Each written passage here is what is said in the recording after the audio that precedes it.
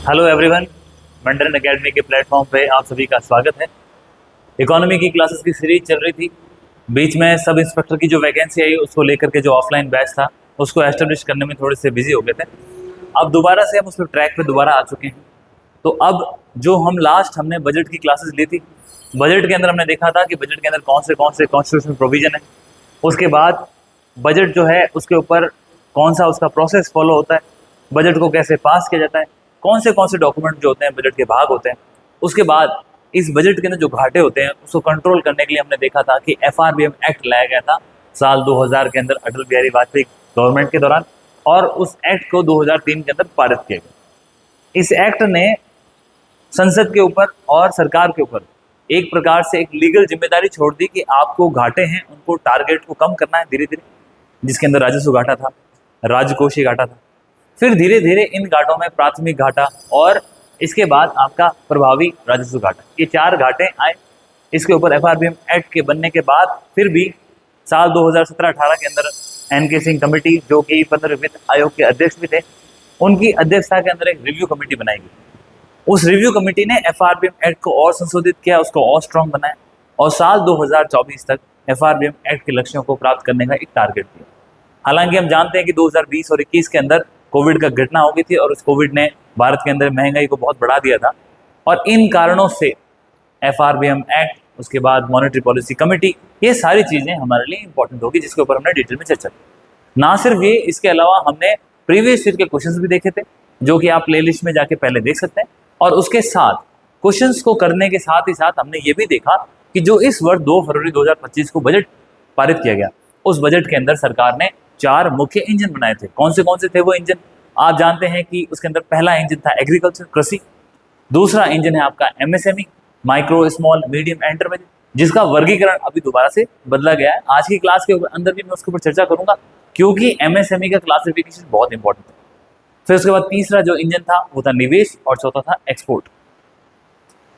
इन सब को करते हुए सरकार ने, हमने हॉलिस्टिक तरीके से बजट को देखा, ताकि उसमें से कोई भी ऐसी चीज़ें जो हमसे ना छूट जाए। और आई होप आप लोगों का उसमें मुझे काफ़ी अच्छा रेस्पॉन्स मिला, आप लोगों को समझ में आया। तो अब हमारा प्रयास है उससे आगे हम बढ़ते हैं, और आज का जो हमने टॉपिक लिया है वो लिया है मुद्रास्फीति, जिसे हम इन्फ्लेशन कहते हैं, महंगाई आम शब्द में कहते हैं। तो बेसिकली महंगाई होती क्या है, महंगाई क्यों बढ़ती है, उसके क्या कारण है, और ना सिर्फ ये कि महंगाई के क्या कारण है, बल्कि हम ये भी देखेंगे कि महंगाई किस परसेंटेज की दर से बढ़ती है, तो उसको क्या नाम देते हैं। इसके अलावा कोर और हेडलाइन इन्फ्लेशन का नाम सुना होगा, श्रिंक इन्फ्लेशन क्या है, ग्रेड इन्फ्लेशन क्या है। उसके बाद इन्फ्लेशन का उल्टा डिफ्लेशन होता है, डिसइन्फ्लेशन होता है, उनको भी देखेंगे। और ना सिर्फ ये, बस सरकार का जो लक्ष्य होता है मौद्रिक नीति और राजकोषीय नीति, यानी कि फिस्कल पॉलिसी और मॉनेटरी पॉलिसी, इन दोनों के माध्यम से सरकार महंगाई को नियंत्रित करती है। तो यदि आप फिस्कल पॉलिसी की बात करोगे तो फिस्कल पॉलिसी क्या है? फिस्कल पॉलिसी सरकार के द्वारा महंगाई को नियंत्रित करने के प्रयास है। और यदि आप मॉनेटरी पॉलिसी की बात करोगे तो मॉनेटरी पॉलिसी क्या है? Monetary policy government of India के द्वारा संस्था है, जो रिजर्व बैंक ऑफ इंडिया है, उसको लक्ष्य दिया गया है कि आपको महंगाई नियंत्रित करनी है मौद्रिक नीति के माध्यम से, और जिसका प्रारूप हम मॉनेटरी पॉलिसी कमेटी के माध्यम से देखते हैं, जिसके अंदर 6 सदस्य हैं। और इस मॉनेटरी पॉलिसी कमेटी की अनुशंसा उर्जित पटेल, जो कि आरबीआई के पहले गवर्नर रह चुके हैं, उनके द्वारा की गई। तो ये बातें मुद्रास्फीति से जुड़ी हुई है, जिसको एक सीक्वेंस के माध्यम से देखेंगे, ताकि इस टॉपिक के ऊपर हमारा कोई डाउट नहीं रहे। और सबसे इंपॉर्टेंट, जो भी रिसेंटली एग्जाम्स हुए हैं, जो हमारे आरपीएससी ने करवाए हैं, चाहे वो आरएस का एग्जाम हो, और ना सिर्फ आरएस बल्कि फर्स्ट ग्रेड के जो एग्जाम हुए, सेकंड ग्रेड के एग्जाम हुए, उन एग्जाम के अंदर भी इनको पूछा गया। अब यदि हम सब इंस्पेक्टर के एग्जाम की बात करें तो इसके अंदर ये फेवरेट टॉपिक है। और हमने प्रीवियस जो स्लाइड डिस्कस की थी तो मैंने बताया था आपको कि इंडियन इकोनॉमी का वेटेज बहुत अच्छा है, इसके ऊपर फर्म ग्रिप का बनना बहुत एसेंशियल है। तो आगे बढ़ते हैं और अब टाइम अपना स्टार्ट करते हैं मुद्रास्फीति इन्फ्लेशन। बेसिकली क्या है मुद्रास्फीति इन्फ्लेशन? तो ये कुछ नहीं है, प्राइसेस का बढ़ना, उसको हम क्या कहते हैं? इन्फ्लेशन। और यदि प्राइसेस गिरती है उसको बोलते हैं डिफ्लेशन। डिफ्लेशन इन्फ्लेशन का उल्टा शब्द है, इसको हम मुद्रास्फीति करते हैं बढ़ने को, और कम होने को हम अपस्फीति कहते हैं। तो बेसिकली पहली लाइन में यही लिखा है कि वस्तुओं और सेवाओं की तुलना में मुद्रा का बढ़ना या कम होना मुद्रास्फीति। अगर वो मुद्रा बढ़ती है तो क्या होगा? मुद्रास्फीति, और कम होती है तो आपका अपस्फीति या डिफ्लेशन। सबसे इंपॉर्टेंट जो आज के एग्जाम के टाइम में इंपॉर्टेंट है वो है फिलिप कर्व। फिलिप कर्व क्या है? फिलिप कर्व एक ऐसी कर्व है जो दो चीजों के बीच में संबंध को दिखाती है, और सबसे इंपॉर्टेंट यही है कि किन दो चीजों के बीच में संबंध को दिखाती है। तो ये पहले दिखाती है इन्फ्लेशन यानी कि महंगाई के साथ में, और उसका रिलेशन किसके साथ, अनएम्प्लॉयमेंट, बेरोजगारी। तो यानी कि यदि आप फिलिप कर्व की बात करो तो फिलिप कर्व क्या दिखाता है, यदि हम फिलिप कर्व की बात करें तो फिलिप कर्व क्या करती है, दो चीजों के बीच में रिलेशन दिखाती है। एक है आपकी महंगाई और दूसरा है आपका बेरोजगारी।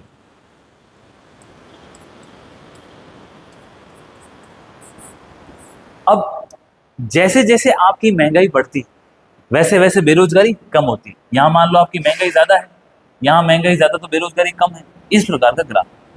जैसे जैसे आपकी महंगाई बढ़ती तो ये महंगाई बढ़ रही है इस तरफ, और इधर आपकी बेरोजगारी बढ़ रही।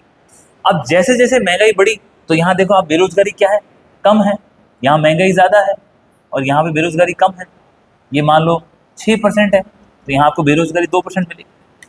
और जैसे जैसे आपकी महंगाई कम हो रही है, यहाँ मान लो महंगाई कितनी है आपकी, यहाँ महंगाई का परसेंटेज 2% होगा, तो आपका बेरोजगारी कितनी बढ़ जाएगी, बेरोजगारी 6% होगी। यानी कि महंगाई और बेरोजगारी इन दोनों के बीच में कैसा संबंध होता है, इन्फ्लेशन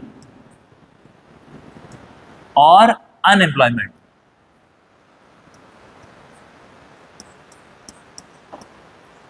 इन दोनों के बीच में व्युत्क्रमानुपाती उल्टा संबंध होता है। ठीक है, ये इंपॉर्टेंट चीज है जो फिलिप कर्व दिखाती है। फिलिप कर्व का संबंध महंगाई और बेरोजगारी के साथ है, और ये इन दोनों में कैसा संबंध दिखाती है, विपरीत, व्युत्क्रमानुपाती, उल्टा।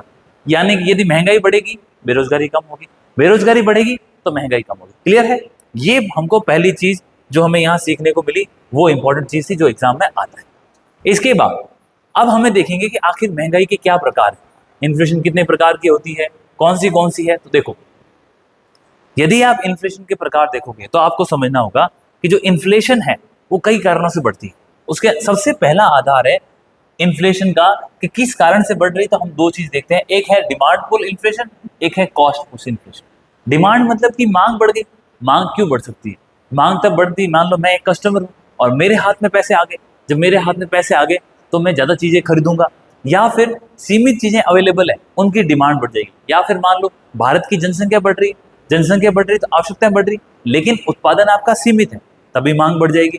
और मान लीजिए कि आपके मार्केट के अंदर बहुत सारा पैसा ब्लैक मनी आ गया है, विदेशों से आया है चाहे कहीं से भी आया है। ब्लैक मनी किसे कहते हैं, ब्लैक मनी वो होती है जिसके ऊपर कोई टैक्स पे नहीं किया जाता। अब ब्लैक मनी के आने से क्या होगा, जैसे ही आपके मार्केट में ब्लैक मनी आया, इसका मतलब जमीनों की कीमतें बढ़ेगी, सोने की कीमतें बढ़ेगी, क्योंकि जिसके पास ब्लैक मनी है वो लीगल चीज तो खरीद नहीं सकता, तो वो क्या करता है, ऐसी चीजों को खरीदता है जिसको खरीद के वो अपने पास छुपा के रख सके। उसके अंदर जमीन हो गया, या फिर कोई प्रॉपर्टी हो गई, अदरवाइज गोल्ड हो गया या सिल्वर हो गया, ऐसी चीजों को खरीद के वो छुपा के रखते हैं। इससे भी आपकी महंगाई बढ़ेगी। और आप समझिए कि जैसे जैसे कस्टमर के हाथ में पैसा आता है वैसे वैसे महंगाई बढ़ती। इसको हम बोलते हैं डिमांड पुल इन्फ्लेशन या मांग आधारित मुद्रास्फीति। तो इसके कुछ कारण लिखे हैं मैंने, जनसंख्या का बढ़ना, सरकारी खर्च का बढ़ना, काला धन, ये वो, और ब्याज की दरों में बढ़ा के या कम करके इसको नियंत्रित भी किया जा सकता है और इस महंगाई को बढ़ाया भी जा सकता है। फॉर एग्जाम्पल कैसे, तो हम जानते हैं कि रिजर्व बैंक ऑफ इंडिया है, बिल्कुल है। और रिजर्व बैंक ऑफ इंडिया किसकी संस्था है, ये गवर्नमेंट ऑफ इंडिया की ही एक संस्था है। हालांकि ये एक अलग संस्था है। साल 1934 के अंदर एक्ट लेके आए थे, आरबीआई एक्ट, जिसके तहत हमने 1935 के अंदर आरबीआई की स्थापना करी। तो आप इसका एक्ट कब लेके आए थे, 1934 में। इसकी स्थापना कब करी आपने, 1935 में। उसके बाद जिस वक्त हमने इसको बनाया था उस वक्त ये एक गवर्नमेंट की संस्था नहीं थी, ये प्राइवेट संस्था थी। तो उसको आपने क्या किया, नेशनलाइज किया, यानी कि राष्ट्रीयकरण किया, सरकार के कंट्रोल में लेके आए। तो वो हमने कंट्रोल में कब लेके आए, तो हम रेगुलेशन एक्ट लेके आए, और 1949 में आजादी के 2 वर्ष बाद हमने आरबीआई का नेशनलाइजेशन।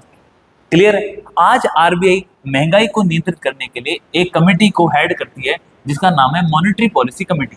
क्या है monetary policy committee, monetary policy committee के अंदर टोटल 6 सदस्य हैं। कितने सदस्य हैं, 6 सदस्य। और इन 6 सदस्यों का जो मेन मुख्य हेड होता है वो आपका रिजर्व बैंक का गवर्नर होता है, वो भी इसका सदस्य होता है और इसका चेयरमैन भी वही होता है। और मॉनेटरी पॉलिसी कमेटी को ये टारगेट दिया गया है कि आपको महंगाई को नियंत्रित करना है। किसको, महंगाई या इन्फ्लेशन को। ठीक है सर, नियंत्रित करेंगे। तो इनको बोला गया है कि आपको जो महंगाई को नियंत्रित करना है उस महंगाई को भी आपको 2% से लेकर के 6% की सीमा के अंदर नियंत्रित करना है। यानी कि 2% से नीचे भी महंगाई नहीं जानी चाहिए और 6% से ऊपर भी नहीं जानी चाहिए। बेसिकली पहले बोला ही गया था गवर्नमेंट के द्वारा आरबीआई को कि मॉनेटरी पॉलिसी कमेटी के माध्यम से आप महंगाई को 4% के आसपास सीमित करेंगे। अभी 4% एक फिक्स नंबर हो गया और कभी भी फिक्स नंबर से काम चल नहीं सकता। तब क्या निकाला गया कि एक काम करो, इसके आगे 2% तक और इसके इस तरफ भी 2% तक आपको हम विंडो देते हैं, आप फ्लेक्सिबल। तो 4 में से 2 निकाल दो 2% और 4 में 2 जोड़ दो 6%। तो इस रेंज के बीच में आपको महंगाई को नियंत्रित करना है। ठीक है सर, आपने बता दिया 2 से 6% के बीच में महंगाई को नियंत्रित करना है। ये आंकड़ा मिलता कहाँ पे? तो आपने बहुत सारे इंडेक्स सुने होंगे, उसी में से एक इंडेक्स होता है consumer price index. Consumer price index जिसको उपभोक्ता मूल्य सूचकांक कहते हैं। और ये जो आपका उपभोक्ता मूल्य सूचकांक है, इससे हमको मालूम चलता है कि महंगाई कितनी है और उसके आधार पे बाकी चीजों का निर्धारण होता है। और फिर मॉनेटरी पॉलिसी कमेटी प्रयास करती है कि इनके पास मॉनेटरी पॉलिसी कमेटी के पास 2 प्रकार के टूल होते हैं। कौन से? इस मॉनेटरी पॉलिसी कमेटी के पास 2 प्रकार के टूल होते हैं। कौन से टूल होते हैं 2? तो एक टूल होता है इनके पास जिसको हम बोलते हैं क्वांटिटेटिव टूल्स होते हैं। क्या बोलते हैं उसको? Quantitative tools. और क्वांटिटेटिव टूल्स को हम बोलते हैं मात्रात्मक, यानी कि जिन संख्याओं को आप गिन सकते हैं। मात्रात्मक उपाय यानी कि जिनको आप गिन के या उसके नंबर को बढ़ा के या कम करके कंट्रोल कर सकते हैं। एग्जाम्पल कौन सा है? जैसे कि रेपो रेट, जैसे कि रिवर्स रेपो रेट, इसके अलावा आपका cash reserve ratio, SLR statutory liquid ratio, marginal standing facility, SDF standard deposit facility. अब ये सारी चीजें हो सकता है आपको नहीं पता हो तो थोड़ी टफ लगे, लेकिन ये सारी की सारे जो हैं वो किसके टूल हैं? वो मॉनेटरी पॉलिसी के मात्रात्मक उपाय हैं। ये सब दरें हैं। किसकी दरें हैं? ये ब्याज की दरें हैं। जैसे कि मार्जिनल स्टैंडिंग फैसिलिटी क्या है? जब एक बैंक दूसरे बैंक से लोन लेता है, उसको एक दिन के लिए लोन चाहिए, तो वो किस दर पे लेगा? उसको हम क्या बोलते हैं? Marginal standing facility. Repo rate क्या है? तो रेपो रेट वो दर है। रेपो रेट क्या है? रेपो रेट वो दर है, यानी कि ये क्या है? एक दर है, इंटरेस्ट रेट है। किसकी इंटरेस्ट रेट है? रिजर्व बैंक ऑफ इंडिया दूसरे बैंकों को, मान लो एग्जांपल एसबीआई, इसको लोन देता है, इसको पैसे देता है, और जब ये पैसे देता है तो कुछ समय के लिए देता है, मतलब कि अल्प अवधि के लिए, शॉर्ट टाइम के लिए। अब ये शॉर्ट टाइम कितना होता है? 1 साल से कम। कितना होता है? 1 साल से कम। यदि रिजर्व बैंक ऑफ इंडिया 1 साल से कम अवधि के लिए स्टेट बैंक ऑफ इंडिया को या किसी भी कमर्शियल बैंक को उधार दे रहा है, वो किस दर पे उधार देगा उसको हम क्या बोलते हैं? Repo rate. एक और पढ़ा सर हमने, क्या पढ़ा sir? Reverse repo rate. Reverse repo rate repo rate का उल्टा है। रेपो रेट के अंदर आरबीआई बैंकों को पैसा दे रहा था, तो रिवर्स रेपो रेट में क्या होगा? आरबीआई बैंकों से पैसा लेता है। अब ऐसा क्यों करेगा? मान लो महंगाई बहुत है, और महंगाई क्यों है? क्योंकि लोगों के हाथ में पैसा है। उस पैसे को वापस लेना है, किसके पास जाना चाहिए वो पैसा? आरबीआई के पास है, गवर्नमेंट के पास है, जिससे आप महंगाई को नियंत्रित करेंगे। तो इसलिए आरबीआई बैंकों को ऑफर देता है कि आपके पास जो एडिशनल पैसा है, आप पब्लिक से लो या आपके पास रखा है, उस पैसे को आप मेरे पास जमा करा दो और मैं आपको एक इंटरेस्ट दूंगा। वो इंटरेस्ट की जो रेट होती है उसको बोलते हैं रिवर्स रेपो रेट।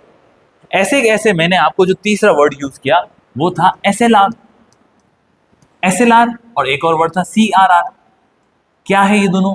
देखो, सीआरआर का फुल फॉर्म होता है कैश रिजर्व रेशियो, यानी कि नकदी को आप कुछ प्रतिशत में संभाल के रखते हो। तो कैश रिजर्व, बैंक के पास जो 15 दिन का पैसा होता है, बैंक अपना हिसाब किताब लगभग 15 दिन का करके रखता है। 15 दिन में उसके पास कितने पैसे जमा हो रहे हैं या कितने पैसे उसको ग्राहकों को वापस देने हैं, उसको हम कहते हैं net demand and time liability.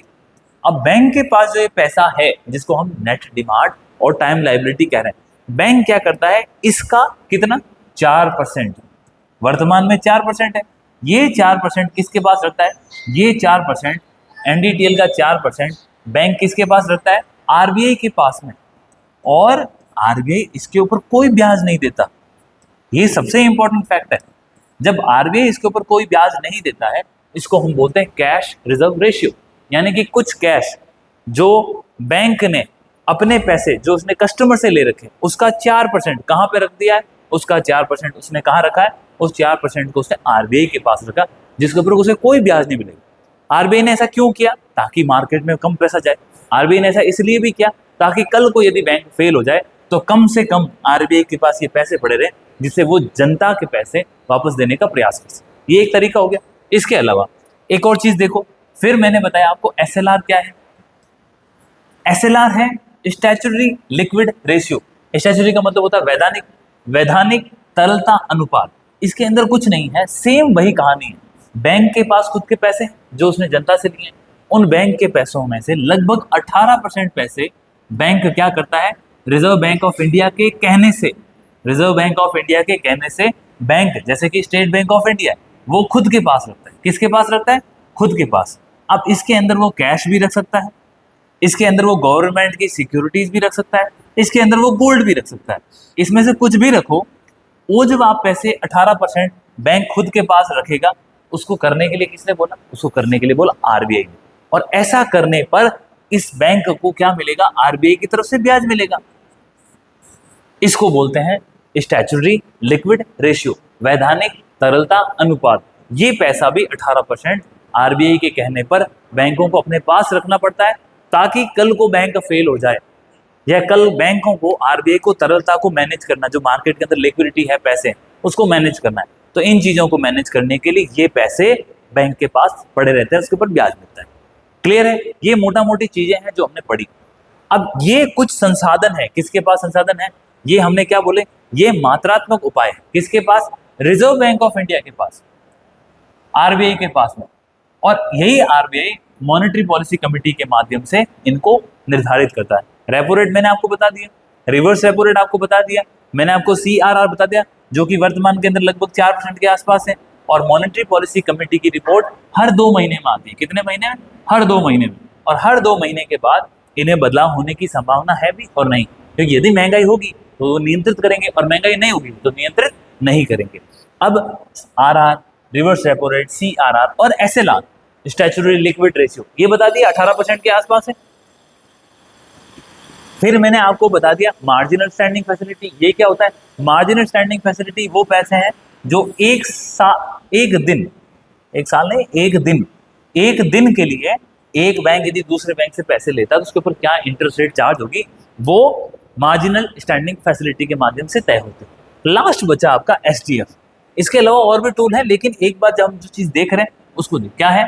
SDF. अब एसडीएफ जो है डिपॉजिट फैसिलिटी, इसके अंदर क्या होगा? हुआ क्या कि आप जानते हैं कि जो नरेंद्र मोदी गवर्नमेंट है उन्होंने कौन सी पॉलिसी लेके आए थे? उन्होंने डीमोनेटाइजेशन किया। डीमोनेटाइजेशन करने से क्या हुआ?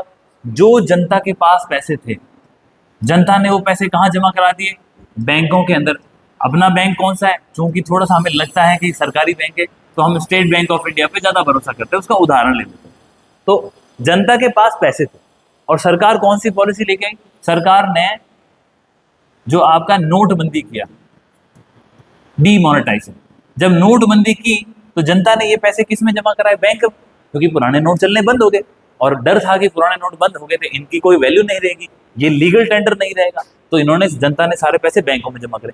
अब बैंकों के पास पैसा बहुत है और बैंकों के पास पैसा बहुत है और बैंकों के पास नए नोट है नहीं, तो उसको रिप्लेस भी नहीं कर पा रहे। तब ये बैंक पहुंचे आरबीआई के पास में और आरबीआई को बोला सर, आपके इस गवर्नमेंट की नोटबंदी की पॉलिसी से हमारे पास इतने सारे पैसे आ गए, इस पैसे का क्या करें? और बैंक का तो काम है कि वो लोन देगा तो उसको प्रॉफिट मिलेगा। अब प्रॉफिट ही नहीं मिलेगा तो उसका काम कैसे चलेगा? तब इन बैंकों के कहने से आरबीआई ने नया टूल इजाद किया जिसका नाम क्या है? एसडीएफ। और इस एसडीएफ के अंदर बैंक अपनी जो सरप्लस मनी है, बैंकों के पास जो अतिरिक्त पैसा रखा है, उस पैसे को ये लोग जमा करके रखते हैं। किसके पास? आरबीआई के पास। और आरबीआई इनको क्या देता है? ब्याज। क्लियर है? तो ये एसडीएफ। अब एक और चीज देखना, रिवर्स रेपो रेट बताई थी मैंने आपको, कहां बताई रिवर्स रेपो रेट? अभी देखते हैं कहां बताई।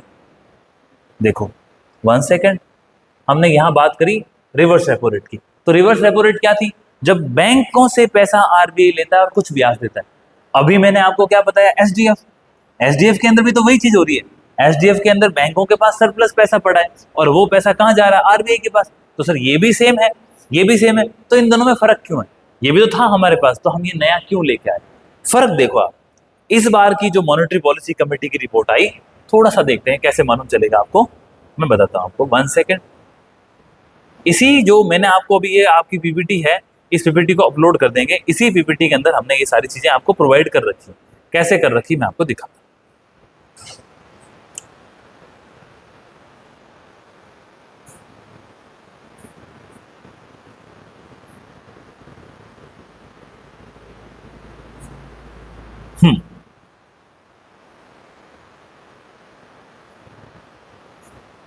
इसमें क्लियरली लिखा नहीं है, लेकिन फिर भी मैं आपको दिखाता हूं। देखो, आज ये जून के अंदर मीटिंग हुई थी मॉनेटरी पॉलिसी कमेटी की, अभी आपको दिख रहा है, ठीक।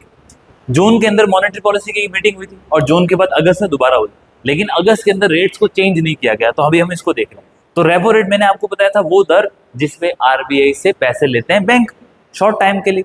अब आरबीआई ने रेपो रेट की 50 बेसिस पॉइंट की कमी कर दी और आज कितनी है? आज है सर ये 5.50। कितनी है? 5.50, ठीक है।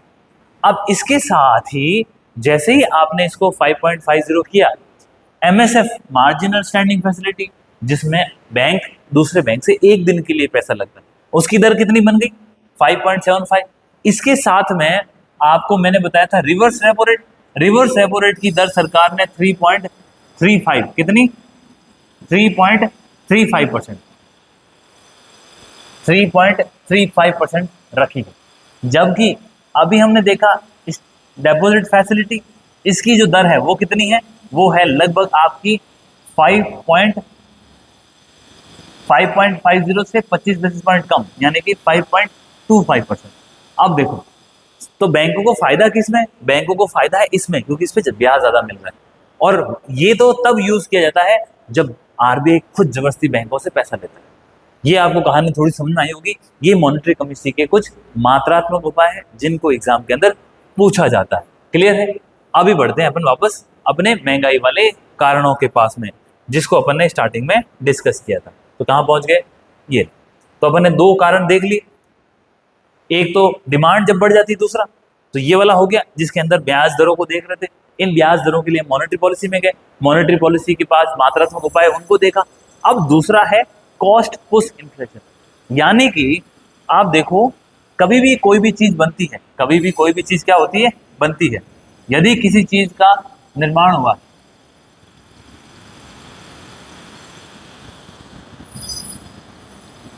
यदि किसी चीज का क्या हुआ है? निर्माण हुआ है। 1 सेकेंड, डन। यदि किसी चीज का क्या हुआ है? निर्माण हुआ है। अब जब किसी चीज का निर्माण होता है तो उसके अंदर 4 कारक होते हैं। क्या होते हैं सर 4 कारक? सबसे पहला कारक तो होता है कि आपको उस चीज को बनाने के लिए तो जमीन चाहिए या फिर कच्चा माल चाहिए। ठीक है, एक कारक हो गया सर। दूसरा कारक क्या है? दूसरा कारक है आपको इस काम को करवाने के लिए मजदूर चाहिए, यानी कि लेबर चाहिए। अब वो लेबर कई प्रकार का हो सकता है। लेबर क्वालिफाइड इंजीनियर भी एक तरह से लेबर ही है, वो भी कार्य कर रहा है। किसी प्रकार का रोजगार करने वाला व्यक्ति चाहिए, चाहे वो स्किल हो या सेमी स्किल हो। तीसरा, ना सिर्फ ये, इसके अलावा आपको पूंजी चाहिए। ये पूंजी स्थायी पूंजी भी हो सकती है, यानी कैपिटल। इस कैपिटल से मतलब क्या है? कैपिटल से मतलब है कि मान लो आपको कोई चीज बनानी है, उसको बनाने के लिए पैसा चाहिए, तो पूंजी, उसको कैपिटल बोलेंगे। और मान लो आप वो चीज बना रहे हो, उसके साथ बहुत सारे लोग आपके पास काम कर रहे हैं, तो उन लोगों को सैलरी देनी है, तो उसको ऑपरेशनल कॉस्ट कहते हैं। वो दोनों प्रकार की पूंजी इसमें शामिल होगी। और चौथा जो पिलर है, पहला जमीन, दूसरा मजदूरी, तीसरा पूंजी, और चौथा पिलर है वो आपको एक बिजनेस करने के लिए बिजनेसमैन, उद्यमी या एंटरप्राइज। ये चारों जो होते हैं, इनको किसी भी चीज के उत्पादन के लिए 4 मुख्य कारक माने गए। और इन चारों में से, इन चारों के अलावा और कोई भी कॉस्ट नहीं लगती। इन चारों कॉस्ट में से किसी भी कॉस्ट में अगर वृद्धि होती है, उससे जिस प्रकार की महंगाई होती है, उस महंगाई को हमने क्या बोला है?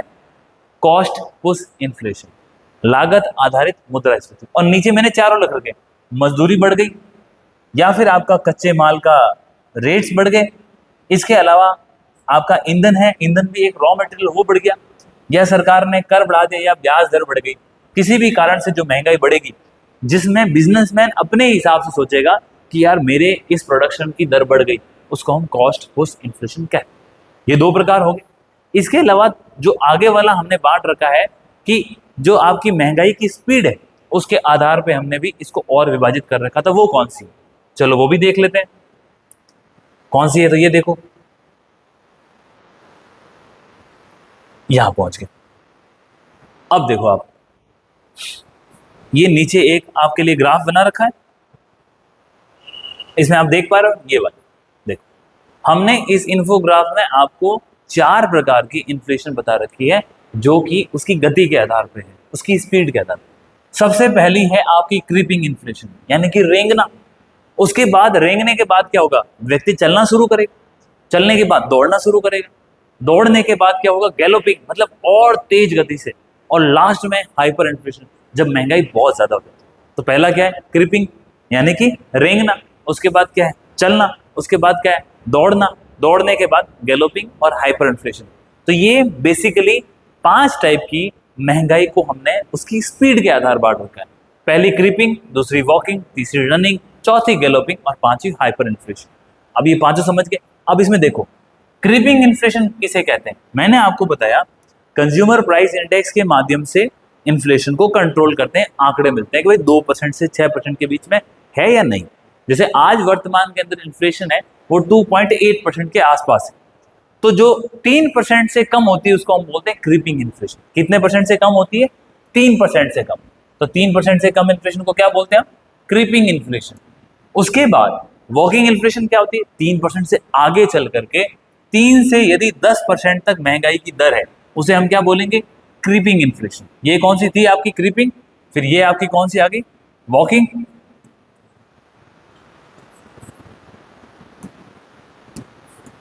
ये वॉकिंग। और तीसरा कौन सा? रनिंग। जब ये 10% से बढ़ के 10 से 20% तक हो जाएगी, इसको हम बोलेंगे रनिंग इन्फ्लेशन। और 20% से लेकर के यदि आपकी इन्फ्लेशन लगभग 40% के आसपास है, तो हम इसे बोलते हैं गैलोपिंग इन्फ्लेशन। और यदि बहुत ही कम समय में इन्फ्लेशन का आंकड़ा 50% से ऊपर चला जाता है, तो उसे हम बोलते हैं हाइपर इन्फ्लेशन। तो बेसिकली आप समझ गए होंगे, ये इन्फ्लेशन के प्रकार है जो हमने उसकी स्पीड या गति के आधार पर बांटे। डन। अब बढ़ते हैं उसके आगे। अब इसके आगे 2 इन्फ्लेशन बहुत इंपॉर्टेंट है, जिसपे सवाल 100% बनता है। कौन से हैं वो? तो सबसे पहला है आपका हेडलाइन इन्फ्लेशन और दूसरा है आपका कोर इन्फ्लेशन। ये देखो आप कौन सी है। तो सबसे पहले आपका हेडलाइन इन्फ्लेशन और फिर कोर इन्फ्लेशन। क्या है दोनों में फर्क? अगर दोनों का फर्क भी समझ गए ना, अपना काम बन जाएगा। कैसे फर्क समझाता हूं। कोर इन्फ्लेशन किसे कहते हैं? आपने ज्योग्राफी पढ़ी होगी। ज्योग्राफी के अंदर हम अर्थ को देखते हैं। अर्थ एक गोला है और अर्थ को हमने कई भागों में बांट रखा है। अर्थ का जो इंटीरियर है उसको कई भागों में बांट रखा है। जो अंदर वाला भाग है उसे हम क्या कहते हैं? कोर। इसके बाहर वाले भाग को कहते हैं हम मेंटल। और ऊपर जो आ गया वो आपकी सरफेस। तो आंतरिक भाग को क्या बोला आपने? कोर। उसी प्रकार जब महंगाई को कोर और हेडलाइन में बांटते हैं, तो कोर का मतलब क्या होता है? जिसके अंदर बिल्कुल आपके इकोनॉमी की मेन चीजें हो। और इस कोर में क्या शामिल नहीं होता? इस कोर में आपके खाने पीने की वस्तु और जो कच्चा तेल होता है वो शामिल नहीं होता। खाद्य पदार्थ और कच्चा तेल, वो दोनों किस में नहीं होता? कोर इन्फ्लेशन में नहीं होता। अब जब कोर इन्फ्लेशन के अंदर, ये कोर इन्फ्लेशन दिख रही, अब इस कोर इन्फ्लेशन के अंदर, ये तो हेडलाइन है, जब इस कोर इन्फ्लेशन के अंदर क्या जोड़ दोगे आप? इस कोर इन्फ्लेशन में आप 2 चीजें जोड़ दो। एक खाद्य पदार्थ, जो खाने पीने की चीजें, और दूसरा तेल। यदि इन दोनों के प्राइस आप जोड़ देते हो कोर इन्फ्लेशन में, तो वो आपकी हेडलाइन इन्फ्लेशन बन जाती है। क्या लिखा है? हेडलाइन इन्फ्लेशन लिखा है कि कुल मुद्रास्फीति जिसमें सभी वस्तुएं शामिल होती है, यानी कि इसमें खाना भी शामिल है और कच्चा तेल भी शामिल है, जिसको हम ईंधन कहते हैं। और कोर इन्फ्लेशन कौन सी है? वो जिसके अंदर केवल खाद्य पदार्थ है और ईंधन है, वो नहीं है, बाकी सब कुछ है। तो ये इसीलिए एक बढ़िया सा आपके लिए ग्राफ दे रखा है। हेडलाइन इन्फ्लेशन, हेडलाइन इन्फ्लेशन में सब कुछ है। इसके अलावा आपका खाना पीना भी है और कच्चा तेल भी है। इसमें से आप खाना पीना और कच्चा तेल दोनों माइनस कर दो तो आपको कोर इन्फ्लेशन प्राप्त हो जाएगी। तो ये आपको समझ में आ गया, ये बहुत इंपॉर्टेंट है। हर परीक्षा में प्रश्न पूछा जाता है और जरूर पूछा जाएगा आपको स्टेटमेंट की फॉर्म। ऐसा वाले एग्जाम के लिए तो बहुत इंपॉर्टेंट है। अब इसके बाद क्या सर? तो बेसिकली हमने उनकी स्पीड के आधार पर देख लिया, सब कुछ देख लिया। अब आगे देखते हैं। अब देखो आप थोड़ा सा यहां ध्यान देना, हल्का सा। क्या ध्यान देना? मैंने आपको बताया महंगाई, इन्फ्लेशन क्या होती है? जब चीजें प्राइस बढ़ता है, जब उसका प्राइस कम होता है। ये देखो, ये इस ग्राफ को समझो बस। यहाँ पे है, यहाँ पे इन्फ्लेशन कितनी, मान लो 0। यहाँ पे इन्फ्लेशन कितनी है? 0। और जैसे जैसे आपकी इन्फ्लेशन बढ़ रही है, 2 हो गई, 6 हो गई, 8 हो गई, ये क्या है? इन्फ्लेशन, महंगाई का बढ़ना। एक समय के बाद ये रुक जाती है। रुकने के बाद इस 8%, 6% में गिरावट होती है। तो ये यहाँ मान लो आपकी 9% इन्फ्लेशन, और 9% कब हुई थी? कोविड में साल 2020-21 के अंदर हमारी इन्फ्लेशन कितनी थी? हमारी इन्फ्लेशन 9% थी। अब इसके बाद धीरे धीरे गिरावट हुई, तो 9 से कितनी होगी? 9 से 7 होगी, 7 से 5 होगी, 5 से 2 होगी। ये जो इन्फ्लेशन के टॉप से 0 तक आने का सफर होता है, उसको बोलते हैं डिस इन्फ्लेशन। इन्फ्लेशन के आगे क्या लगाना आपको? Disinflation. क्या लगाओगे? Disinflation. डन। उसके बाद जब 0 से माइनस में जाती है इन्फ्लेशन, उसको बोलते हैं डीफ्लेशन। बस ये नाम याद रखना। डिस इन्फ्लेशन जब प्लस में ही है लेकिन गिरावट, और डीफ्लेशन जबकि 0 से नीचे की तरफ जा रही है। तो ये basically inflation, disinflation, deflation, तीनों को नाम याद रखना है। और जब आपकी महंगाई, डीफ्लेशन, अपस्फीति, नीचे जाके वापस चलना शुरू होती है लेकिन वो 0 से नीचे ही है, उसको बोलते हैं रिफ्लेशन। ये सरकार के द्वारा यहाँ पर एक्सपांशनरी मॉनेटरी पॉलिसी अपनाई जाती है। पैसा जनता को दिया जाता है, सरकार खुद खर्च करती है, प्राइवेट सेक्टर को खर्च करने के लिए प्रोत्साहित किया जाता है। ये सब करके हम इसको हासिल कर सकते हैं। तो इसको बेसिकली मैंने आपको दिखाने का प्रयास किया। तो देखो, डिसइन्फ्लेशन क्या है? जब कीमतें बढ़ रही है पर वृद्धि की गति धीरे धीरे, देखो यहाँ पे देखो क्या है? डिसइन्फ्लेशन। कीमतें तो बढ़ रही है लेकिन गति क्या है? धीरे धीरे कम हो रही है। हो गया। उसके बाद डीफ्लेशन। डीफ्लेशन में कीमतें गिर रही है लगातार। बेसिकली इतना याद रखो, इस चार्ट से आपका काम बन जाएगा। उसके बाद ये जरूरी है, स्टैगफ्लेशन। क्या होता है स्टैगफ्लेशन? हमने फिलिप कर्व पढ़ी थी। कौन सी कर्व पढ़ी हमने? हमने फिलिप कर्व पढ़ी।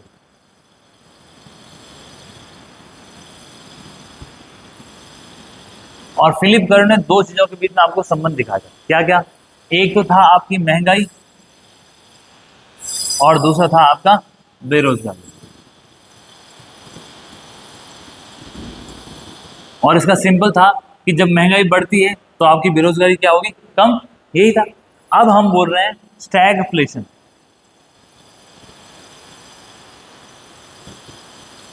स्टैगफ्लेशन में क्या होता है? महंगाई तो बढ़ रही है, इस महंगाई के बढ़ने के साथ बेरोजगारी कम होनी चाहिए, लेकिन इसका उल्टा होता है। बेरोजगारी आपकी बढ़ती है। और ना सिर्फ ये, बल्कि जो आपकी जीडीपी है उस जीडीपी में गिरावट आती है। इसको हम बोलते हैं स्टैगफ्लेशन।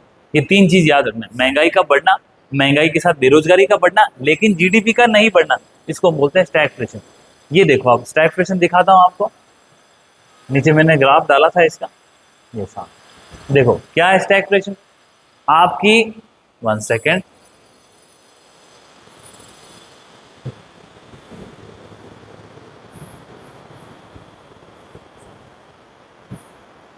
ठीक है, अभी आपको बढ़िया विजिबल दिख रहा होगा। इसको ढंग से समझना है। देखो क्या हो रहा है यहाँ पे। स्टैगफ्लेशन में आपकी इन्फ्लेशन बढ़ रही है, तो हमने तो बात की थी कि सर यस सर, इन्फ्लेशन का बढ़ना, ये तो बढ़ रही है। फिर मैंने बोला अनएम्प्लॉयमेंट, बेरोजगारी की दर है वो भी बढ़ रही है, लेकिन जीडीपी गिर रही है। इसको हम क्या बोलते हैं? स्टैगफ्लेशन बोलते हैं। ये हमारे काम की चीजें जिसको हमें याद रखना है, आजकल एग्जाम में पूछा जा रहा है। डन। आगे बढ़े फिर। इसके बाद फिर बढ़ते हैं आगे। अब मेनली हमने महंगाई के प्रकार देख लिए। इसके अलावा कुछ 2-3 और इन्फ्लेशन होती है, वो भी आपको बता देता हूं। एक होती है जिसको हम बोलते हैं श्रिंकफ्लेशन। क्या बोलते हैं उसको? श्रिंकफ्लेशन। नाम लिख लो आप, ये बहुत काम है, इंपॉर्टेंट चीज है। क्या नाम है इसका? श्रिंकफ्लेशन। ठीक है, क्या नाम है इसका? श्रिंक। इसमें ध्यान दो, श्रिंक। श्रिंक का मतलब क्या होना है? छोटा करना, संक्षिप्त करना। तो बेसिकली क्या हुआ, आपने पार्ले जी का बिस्किट देखा है? पार्ले जी बच्चों का फेवरेट बिस्किट। पार्ले जी का बिस्किट, उसकी साइज पहले ये थी, ये बिस्किट थे उसके अंदर, ठीक है। मान लो इसके अंदर उस वक्त 200 ग्राम पार्ले जी के बिस्किट आते थे, और इस 200 ग्राम पार्ले जी के बिस्किट के पैसे लगते थे 5.5 रुपए, ठीक है। अब क्या हो रहा है, अब श्रिंकफ्लेशन के कारण पार्ले जी के बिस्किट है, पैसे कितने लग रहे हैं, पैसे लग रहे हैं सेम 5.5 रुपए, लेकिन उसके अंदर जहां 200 ग्राम पहले बिस्किट आ रहा था, इस 200 ग्राम की जगह बिस्किट कितना आ रहा है, अब इसके अंदर बिस्किट आ रहा है आपका 150 ग्राम। यानी कि प्राइस चेंज नहीं हुआ, लेकिन महंगाई के कारण आपने क्वांटिटी चेंज कर दी, उसको हम बोलते हैं श्रिंकफ्लेशन, यानी कि श्रिंक कर दिया। ना सिर्फ पार्ले जी, आप कोई भी उदाहरण ले सकते हैं। फॉर एग्जाम्पल लेज का पैकेट आता है, जैसे लेज के पैकेट में पहले 20 रुपए के अंदर 200 ग्राम लेज आते थे, आज उसी लेज के पैकेट में 20 रुपए के अंदर आपको 180 ग्राम लेज मिलता है। दूसरा, इससे फेवरेट एग्जांपल, आपने डेयरी मिल्क देखी होगी, चॉकलेट आती है, कैडबरी, किटकैट, 5 स्टार, ये जितने भी चॉकलेट्स हैं, पहले इनकी उसी प्राइस के अंदर चॉकलेट की शेप बड़ी थी, लेकिन अब क्या हो गया, उसकी शेप छोटी होगी, यानी कि इसके अंदर क्वांटिटी कम होगी। तो श्रिंकफ्लेशन किसे कहते हैं, श्रिंकफ्लेशन वो घटना है जिसके अंदर आप प्राइस चेंज नहीं हो रहा, लेकिन महंगाई के कारण आप क्या कर रहे हो, क्वांटिटी को रिड्यूस करो, उसको बोलते हैं श्रिंकफ्लेशन। और कोई दूसरी इन्फ्लेशन है, बिल्कुल है, उसका नाम है ग्रीडफ्लेशन। क्या नाम है, ग्रीडफ्लेशन। क्या होता है सर, ये ग्रीड को जोड़ दिया है इन्फ्लेशन। ग्रीड यानी कि आपकी इच्छा, कौन सी इच्छा, बुरी इच्छा, जिसके अंदर आप ज्यादा पैसे खर्च करने की इच्छा रखते हो, उसको ग्रीड कहते हैं, महत्वाकांक्षा। तो ग्रीडफ्लेशन यानी कि ये चीज हमने कोविड में देखी। कोविड तो आपको पता है, कोविड में सबकी हालत खराब थी, लोगों के पास खाने के लिए पैसे नहीं थे, खाना खरीदने के लिए भी लोगों को सरवाइव करना बहुत मुश्किल था। इस दौरान भी कुछ लोग ऐसे थे जिनके पास गाड़ियां खरीदने के लिए बहुत सारे पैसे, और इस कारण से कौन सी गाड़ियां बिकी, जैसे कि आपने MG हेक्टर जैसी बड़ी गाड़ी देखी होगी, या फिर आपने जो BMW है उसको देखा होगा, या आपने वोल्वो देखा होगा। ये बहुत महंगी महंगी गाड़ियां, इन गाड़ियों की में जो इनकी सेल थी उसके अंदर भी गिरावट होनी चाहिए, लेकिन नहीं हुई। इसका कारण क्या था कि जिन लोगों के पास पैसे थे वो कोविड के अंदर भी दबा के पैसे खर्च कर रहे थे, और इसको हम क्या बोलते हैं, इसको बोलते हैं ग्रीडफ्लेशन। क्लियर है। तो हमने स्ट्रिकफ्लेशन देखा, स्टैगफ्लेशन देखा, उसके बाद ग्रीडफ्लेशन देखा, फिर आपका डिसइंफ्लेशन देखा, डीफ्लेशन देखा, फिर हमने डिमांड आधारित महंगाई देखी, कॉस्ट आधारित महंगाई देखी, फिर हमने स्पीड के आधार पे walking, creeping, walking, running, galloping और हाइपर इन्फ्लेशन देखी, और इसके अलावा सबसे मेन हमने कोर इन्फ्लेशन और हेडलाइन इन्फ्लेशन देखी। तो ये बेसिकली महंगाई के प्रकार हो गए, और इनको अब इस महंगाई को कैसे हम काउंट करते हैं, तो इसके लिए दो महंगाई को मापने के तरीके हैं। तो एक तरीका है आपका WPI, जिसे हम होलसेल प्राइस इंडेक्स कहते हैं, उसको थोक मूल्य सूचकांक कहते हैं, और दूसरा जो है उसे हम CPI कहते हैं, कंज्यूमर प्राइस इंडेक्स, जिसे हम उपभोक्ता मूल्य सूचकांक कहते हैं। मैं 1 सेकंड के लिए पानी पी लेता हूं, तब तक आप ये जो ग्राफ है इस ग्राफ को एक बार रीड कर लो।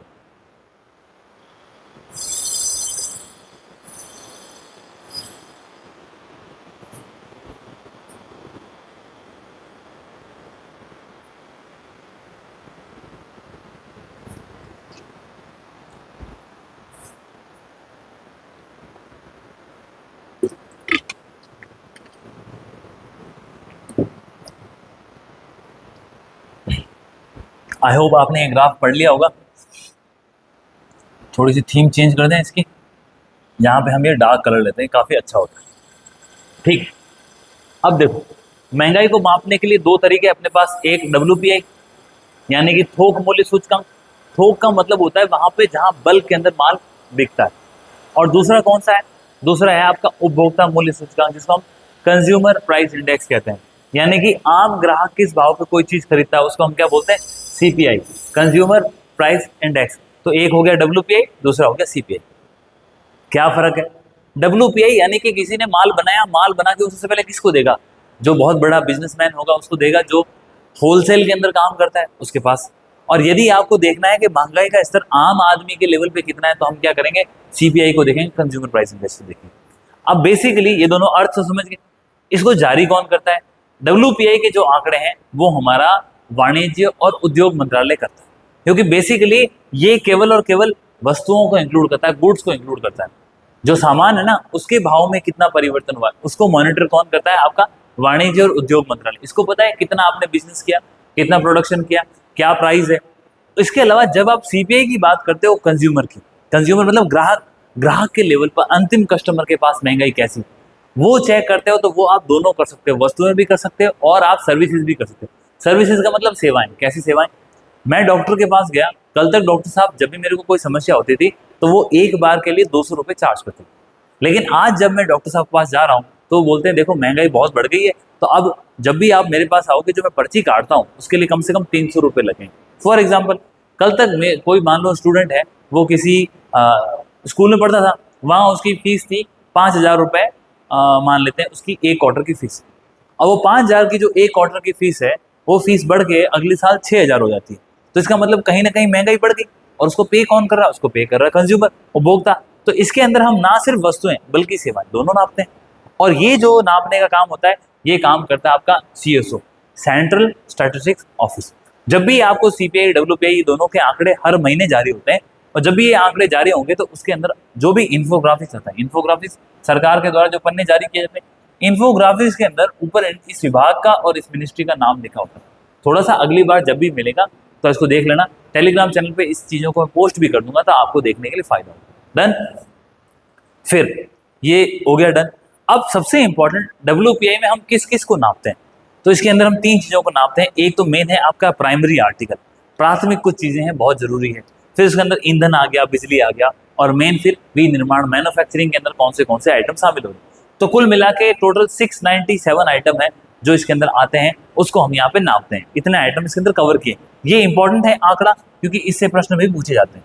फिर दूसरा, फिर जो कंज्यूमर है वो कंज्यूमर गाँव में रहता है, वो कंज्यूमर शहरों में भी रहता है, वो कंज्यूमर एक खेती बाड़ी करने वाला मजदूर भी हो सकता है, और वो कंज्यूमर किसी फैक्ट्री में काम करने वाला भी हो सकता है। तो इन सब के लिए महंगाई के आंकड़े अलग अलग होते हैं, क्योंकि उनकी जरूरतें अलग है। अब इनको कैसे देखते हैं थोड़ा सा आप देखना। इसलिए सीपीआई के जो आंकड़े हैं ना, सीपीआई के आंकड़े बहुत जरूरी है, और ये कोई छोटी मोटी चीज नहीं है। सीपीआई के आंकड़े बहुत जरूरी है और ये छोटी मोटी चीज नहीं है। कैसे? सीपीआई कई प्रकार की जारी होती है। एक जो सीपीआई आपकी जारी होती है उसको क्या बोलते हैं? CPI rural. एक जो आपकी सीपीआई जारी होती है उसको बोलते हैं सीपीआई अर्बन। एक आपकी जो सीपीआई कंज्यूमर प्राइस इंडेक्स जारी होता है वो दोनों के लिए होता है, अर्बन और रूरल कंबाइंड। या इसको अर्बन और रूरल बोलते हो, या फिर इसको सीपीआई कंबाइंड भी बोलते हैं एक साथ। इसके अलावा आप सीपीआई किसकी जारी करते हो? जो खेतों में काम करते हो उसको हम एग्रीकल्चर वर्कर कहते हैं। इसके अलावा आप सीपीआई किसकी जारी करते हो? जो फैक्ट्री में काम करते हो उसको इंडस्ट्रियल वर्कर कहते हैं। तो बेसिकली इन सभी वर्गों के लिए हम अलग अलग सीपीआई के आंकड़े जारी करते हैं। लेकिन है क्या? वो महंगाई के आंकड़े हैं, उसको आपको समझना होगा। तो ये जो महंगाई के आंकड़े हम जारी करते हैं तो इन अलग अलग सूचकांक से माध्यम से करते हैं, लेकिन चूंकि इसके अंदर जो महंगाई है वो आखिरी उपभोक्ता के आधार पर ज्ञात होती है, इसीलिए हम उसको उपभोक्ता मूल्य सूचकांक कहते हैं। क्लियर? अब ये जारी करने का काम सीएसओ का है, कुछ लेबर ब्यूरो भी करता है, उसको हम अलग आगे से बांटते हैं। अब कैसे कैसे गुड्स हैं जो इसके अंदर आप शामिल करते हो, ये आपको ध्यान रखने की जरूरत नहीं, लेकिन कॉमन सेंस के लिए इंपॉर्टेंट। जैसे कि अगर आप टाइप ऑफ कॉमोडिटी देखें तो इसके अंदर विनिर्माण की वस्तुएं, बिजली, ईंधन, ये ऑलरेडी हमने कवर कर लिया। फिर आप देखो कंज्यूमर के लिए भोजन, कपड़ा, आवास, शिक्षा, चिकित्सा, मनोरंजन, परिवहन, जो बेसिक हमारे खुद के खर्चे होते हैं वो आपके सीपीआई के अंदर शामिल। उससे भी इंपॉर्टेंट है कि एक बेस ईयर होता है। बेस ईयर क्या होता है? बेस ईयर जिसके आधार पर आप महंगाई का आकलन करते हो, गणना करते हो। ठीक है? जैसे कि 10th में मेरे परसेंटेज 60 थे, मैं 11th में आया, 11th में मेरे परसेंटेज 70 बन गए, तो आप कैसे कैलकुलेट करोगे कि मैंने अच्छा प्रदर्शन किया या नहीं किया, या मेरे पढ़ाई के अंदर प्रोग्रेस हुई? तो वो तभी कर पाओगे जब पिछला 10वीं के मार्क्स आपको पता होंगे। तो 10th के मार्क्स मेरे बेस हो गए, जिसके आधार पर आपने मेरे 11वीं 12वीं या कॉलेज की परफॉर्मेंस को चेक किया, तो उसको हम बेस ईयर बोलते हैं। इकोनॉमिक्स के अंदर जब पहले हम डब्ल्यूपीआई के आंकड़े को काउंट करते थे तो हमने बेस ईयर ले रखा था 2012, और सेम उसी प्रकार से जब हम सीपीआई के आंकड़ों को चेक करते थे तो हमने बेस ईयर ले रखा था 2012। लेकिन अब हमने एक कमेटी बनाई, और जिसका कमेटी का नाम है रमेश चंद्रा कमेटी, और ये रमेश चंद्रा के साथ लगभग 13 लोग हैं। ये किससे जुड़े हुए हैं? तो रमेश चंद्रा जी हमारी इकोनॉमिक एडवाइजरी काउंसिल से भी जुड़े हुए हैं। इन 13 लोगों ने रमेश चंद्रा जी के साथ मिल करके जो आपका WPI है उसका बेस ईयर चेंज किया। और क्या किया, 2022 और 23। तो अभी बेस ईयर चेंज किया है, गणना शुरू नहीं हुई है। ये बेस ईयर चेंज करने के बाद इसकी जो गणना है वो अगले वित्त वर्ष से होगी। फरवरी 2026 से इसके आंकड़े आएंगे, उसके अंदर हम नया बेस ईयर लेंगे। अब बेस ईयर मैंने आपको बता दिया क्या होता है। अब CPI के बारे में क्या है, तो CPI के भी बेस ईयर को चेंज किया गया है। CPI के बेस ईयर को चेंज तो लिखा तो नहीं सर, क्या किया बताता हूँ आपको क्या किया। अब जो CPI का बेस ईयर है वो हमने 2024 कर दिया। कब किया सर, अभी रिसेंटली किया गया। ऑलरेडी कमेटी बनी हुई थी, वो काम कर रही थी।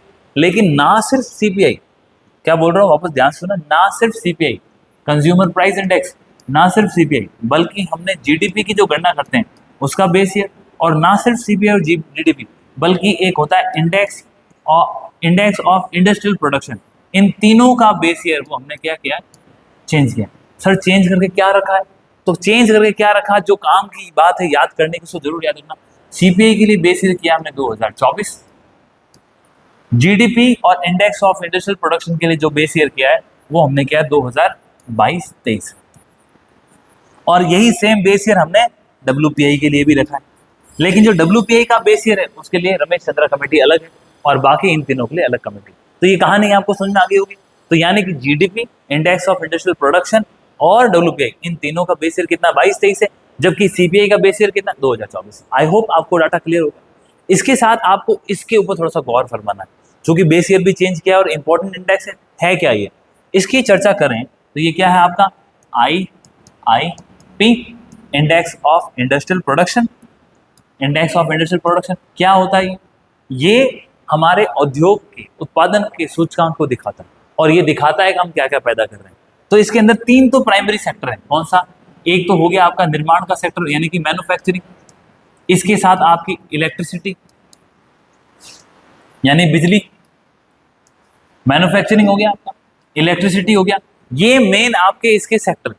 और इसके अलावा इंडेक्स ऑफ इंडस्ट्रियल प्रोडक्शन के लिए 8 कोर इंडस्ट्री है। कौन सी, 8 कोर इंडस्ट्री जिसको हम सबको शामिल करते हैं। कौन सी है सर, सबसे पहला है आपका कोल यानी कि कोयला,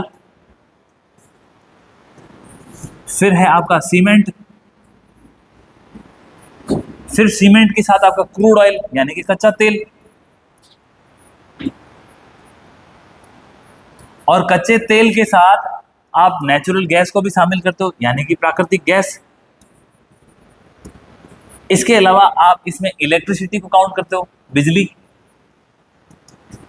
इसके अलावा आप खेती बाड़ी में यूज होने वाले फर्टिलाइजर को यूज करते हो, और ना सिर्फ फर्टिलाइजर बल्कि हम स्टील को यूज करते हैं। लोहा इसमें मेंशन नहीं है, लेकिन लोहे की जगह हमने क्या लिख रखा, स्टील। तो कौन से हो गए, कोल 1, सीमेंट 2, क्रूड ऑयल 3, उसके बाद आपका natural gas 4, electricity 5, fertiliser 6, steel 7, और लास्ट क्या बच गया आपका, इस कोल को आप रिफाइन करते हो तो आपको रिफाइनरी के प्रोडक्ट्स मिलते हैं। क्या मिलते हैं, रिफाइनरी के प्रोडक्ट्स। जो आपको रिफाइनरी के प्रोडक्ट्स मिल गए, ये टोटल जो आपकी 8 कोर इंडस्ट्रीज हो गई, इसको हम इंडेक्स ऑफ इंडस्ट्रियल प्रोडक्शन कहते हैं। और इसी इंडेक्स ऑफ इंडस्ट्रियल प्रोडक्शन का रिसेंटली हमने बेस ईयर चेंज किया है, और बेस ईयर चेंज करके क्या किया है, तो ये मैंने आपको बताया 2022 और 23 रहता है। ना सिर्फ इंडेक्स ऑफ इंडस्ट्रियल प्रोडक्शन बल्कि इसके साथ आपने GDP, और ना सिर्फ GDP बल्कि WPI, इन तीनों का जो आपने बेस ईयर चेंज किया है वो 2022 और 23। और इसके अलावा कंज्यूमर प्राइस इंडेक्स, जिससे ये देखता है उपभोक्ता की आम ग्राहक के लिए कितनी महंगाई है, उसका बेस ईयर आपने 2024 किया। और इसके साथ आपको ये या लास्ट में ये जरूर याद रखना है कि जो हमने CPI के आंकड़े जारी किए वो हर एक कस्टमर के लिए अलग अलग होते हैं। कोई व्यक्ति गांव में रह रहा उसके लिए महंगाई अलग होगी, कोई शहरों में रह रहा उसके लिए अलग होगी, कोई व्यक्ति गांव और शहर दोनों में आना जाना होता है उसके लिए महंगाई अलग होगी, बल्कि जो खेतों में किसान काम करता है जिसको हम एग्रीकल्चर वर्कर कहते हैं उसके लिए महंगाई अलग होती है, और जो उद्योगों में काम करता है इंडस्ट्रियल वर्कर होता है उसके लिए अलग। अब आपने सुना होगा कि सरकारी कर्मचारियों को, चाहे वो केंद्र में काम करते हैं या राज्य में, और आपकी भी ऐसी आशा होगी कि आप भी सरकारी कर्मचारी बने, तो बोला सर जब हम सरकारी कर्मचारी बनेंगे हमारा जो DA बढ़ता है, और DA की गणना साल में 2 बार होती है, जो DA बढ़ता है डियरनेस अलाउंस, उस DA की गणना किस आधार पर होती है, तो इसी कंज्यूमर का CPI का इंडस्ट्रियल वर्कर लिखा IW, इसके सूचकांक का इस्तेमाल करते हुए जो गवर्नमेंट है वो आपका DA बढ़ाती है। क्लियर है, तो ये WPI और CPI इसको देखना बहुत जरूरी था, जिसको हमने देखा। आज के लिए इस क्लास को हम यहीं विराम देते हैं। जो आपका WPI CPI का सूचकांक हो गया, हमने इन्फ्लेशन देख ली, इन्फ्लेशन का बेसिक देख लिया कि फिलिप कर्व क्या होती है। इन्फ्लेशन हमने ये भी देखा कि कॉस्ट पुश इन्फ्लेशन क्या है, डिमांड पुल इन्फ्लेशन क्या है। इसके साथ हमने ये भी देखा कि कोर इन्फ्लेशन क्या होती है, हेडलाइन से कैसे अलग है। फिर हमने ये देखा कि इन्फ्लेशन की जो गति के आधार पर हमने बांट रखा है, जैसे कि आपकी क्रीपिंग है, वॉपिंग है, रनिंग है, गैलोपिंग है, हाइपर इन्फ्लेशन है। और ना सिर्फ ये, बल्कि हमने CPI और WPI में क्या अंतर है वो भी देखा, और जो बेस ईयर चेंज है वो देखा। ये सब पढ़ने के साथ इसमें से हम ये मान के चलते हैं जो वर्तमान के अंदर सब इंस्पेक्टर वाला एग्जाम है उसके अंदर कम से कम 1 से 2 सवाल बिल्कुल बन सकते हैं। बेस ईयर चेंज किया है, जरूर सवाल बनेगा। WPI CPI से हमेशा सवाल आया है, कोर और हेडलाइन को भूलना नहीं है। फिलिप कर्व भी कई बार पूछते हैं। इसके अलावा डिफ्लेशन क्या है, डिसइन्फ्लेशन क्या है, श्रिंकफ्लेशन क्या है। अभी फर्स्ट ग्रेड या सेकंड ग्रेड का एग्जाम हुआ, उसके अंदर पूछा भी गया था। और ना सिर्फ, बल्कि कल या परसों एंड UPSC ने CDS का एग्जाम कराया, उसके अंदर भी पूछा है कि श्रिंकफ्लेशन क्या होती है, जिसका हमने बढ़िया सा एग्जाम्पल दिया था। कहाँ दिया श्रिंकफ्लेशन वाला, अभी देख लेते हैं। फिलिप कर्व होगी आपकी श्रिंकफ्लेशन, ये रही श्रिंकफ्लेशन। ये पार्ले जी का बिस्किट जिसकी साइज छोटी हो गई, अगर इससे भी आपका मन नहीं भरा हो तो और भी बहुत सारे एग्जाम्पल लिए थे हमने, लेस का लिया था। इसके साथ इसकी आप जरूर फोटो रख लेना। इंडेक्स ऑफ इंडस्ट्रियल प्रोडक्शन की बहुत चर्चाओं में चल रहा है, उद्योग हमारे लिए चिंता का विषय है, तो इसकी फोटो लेके 8 कोर इंडस्ट्रीज को जरूर याद रखना। ये 8 कोर इंडस्ट्री मिलके इसका लगभग 40 से 45% इसका इसके अंदर भाग शामिल। ठीक है, इसके बाद हम दोबारा मिलेंगे अगली क्लास के अंदर, और जो अभी ये काम हमने वापस शुरू किया है इसको हम कंटिन्यू रखेंगे। ठीक है, thank you so much, we will meet again. जय हिंद।